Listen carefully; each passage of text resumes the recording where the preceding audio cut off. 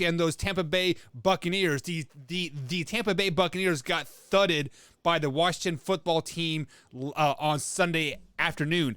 This is the second straight loss for the Tampa Bay Buccaneers, but many people were calling this game like a trap game, fresh off a bye, etc., right? Getting late in the season. It's kind of this 17-game season. Like, we don't know whether to take a week off or whatever, right? But Combs, was this game an actual trap game for the Bucs, or are they in trouble after dropping 2 in a row now? Yeah, I want to say wholeheartedly that it was a trap game. It's Tom Brady. I never bet against Tom Brady. The guy is the greatest quarterback to ever play the game. I never want to discount him. I am very concerned about the interceptions, though.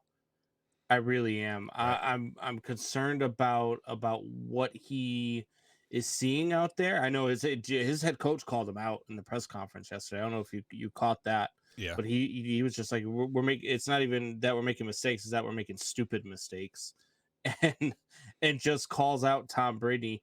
And then I guess Tom Brady was not happy about that, and walked out of the press conference, and which rightfully so. I mean, yes, I'm concerned about his interceptions over the last 2 weeks against the Saints and now against the Washington football team.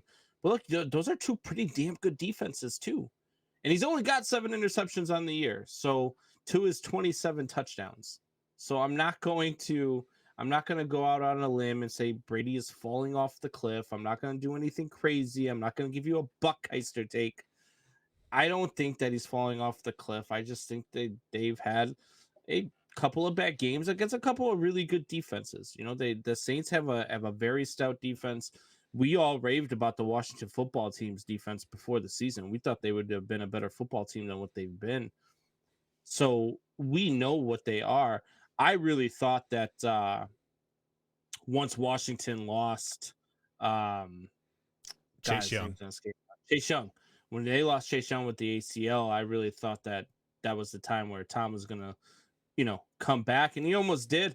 Right. Even when every time Washington got the ball back in the fourth quarter, I was like, all right, so they're going to go 3-and-out here. Tom's going to come back and win this game. Right. And it just never happened. It never materialized. So I won't say that they're in trouble, but I will say that I'm going to be very much more in tune to next week's game with the Tampa Bay Buccaneers than I would have been originally.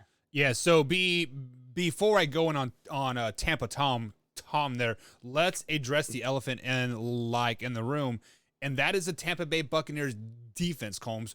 Right now, their defense is not the same that it was during that Super Bowl game. Like, hell, they picked up Richard Sherman and like he hurts his calf during pregame. So he's probably out for the rest of the season, and they're already down their 2 other starters. So they're down technically 3 starters in the secondary from last year's team.